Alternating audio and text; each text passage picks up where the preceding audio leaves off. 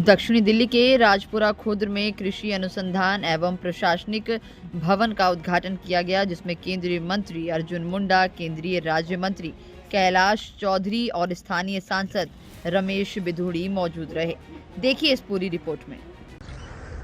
किसी भी स्थान में जब कोई संस्था होती है तो उसमें स्थानीय नागरिकों की, चाहे उससे जुड़े हो या ना हो, उसकी एक भूमिका होती है, क्योंकि उससे एक वातावरण और उस वातावरण का लाभ सभी को मिलता है। अनुकूल वातावरण का निर्माण लोगों को प्रगति के लिए बढ़ाता है और मुझे इस बात की प्रसन्नता है कि यह संस्थान हमारे बहुत ही आत्मीय तरीके से जनता का सेवा करने वाले और लगातार अपनी बातों को, जनता की बातों को मुखरता से रखने वाले रमेश बिधूड़ी जी के क्षेत्र में हो रहा है।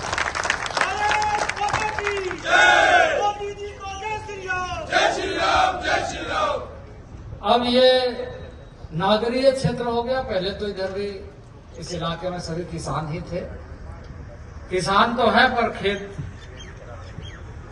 नहीं है, खट गया है, जैसे अभी बिधूड़ी जी ने बताया। लेकिन कुल मिलाकर के न होते हुए भी, कम होते हुए भी हम इसे देश के लिए उदाहरण बना सकते हैं, ऐसा मैं मानता हूं। किसानों के जीवन के अंदर जो परिवर्तन लाने का काम किया है, वो शायद अगर पहले के प्रधानमंत्री अगर उन्होंने कर दिया होता तो मैं सोचता हूं कि मेरे देश के किसानों को आज किसी के सामने मांगने का या खड़ा होने की भी आवश्यकता नहीं थी। क्योंकि मैं आपसे कहना चाहता हूं कि पिछले 10 साल के अंदर, अभी रमेश जी ने जैसा कहा कि एक बजट ही एक उदाहरण है कि सिर्फ 23,000 करोड़ रुपए का बजट पूरे देश के किसानों का होता था,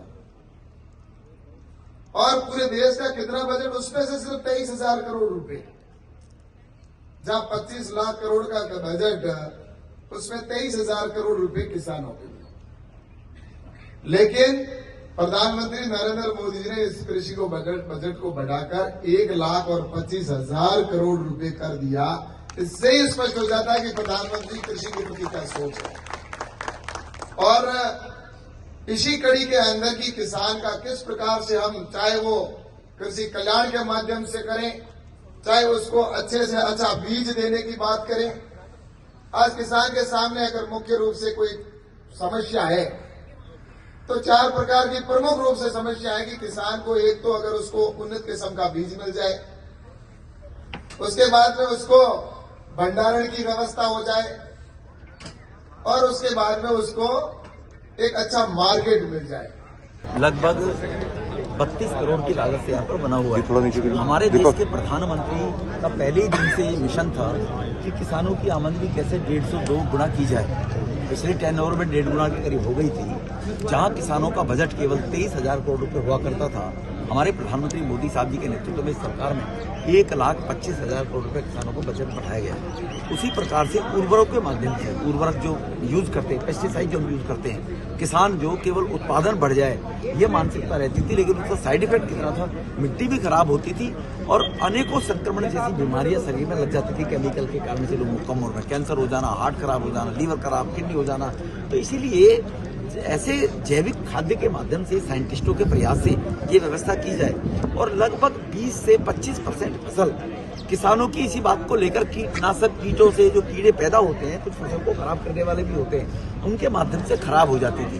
अब कीटनाशक का उपयोग जो पेस्टिसाइड से होता था, उर्वरकों से, उसकी जगह जैविक साइंटिस्ट अभी एक पद्धति लेकर आ रहे हैं। तो यहाँ पर एडमिनिस्ट्रेशन के लिए भी और साइंटिस्टों के लिए अनुसंधान करने के लिए ये भवन दक्षिणी दिल्ली में बना है।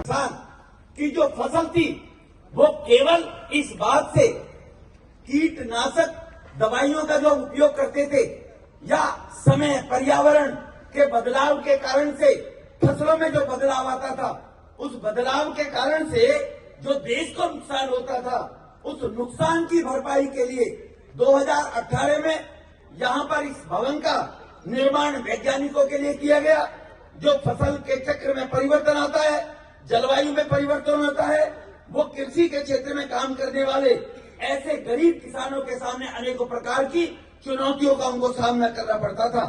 इस बदलते पर्यावरण और जलवायु के कारण कृषि पर जो भी हमारी कृषि पर जो भी कैसी भी परिस्थिति रहती थी, उनमें जो परिवर्तन था कीटों का, रोगों के प्रकोप में, वो हमें हमेशा देखने को मिलती रहती थी। मुझसे पूर्व में बताया ये कि 1520% फसल उत्पादन हमारा जो हम फसल किसान खून पसीने की मेहनत करके कड़कड़ाती सर्दी में, तपती दोपहरी में, रात को कड़कड़ाती सर्दी में 1 बजे वो पानी लगाने फसल के अंदर जब जाता है, गेहूं की फसल के अंदर, तो वही जानता है कितनी मेहनत है। लेकिन वो जितना उसको उत्पादन होना चाहिए, उसका 25% उत्पादन यूं ही खराब हो जाया करता है।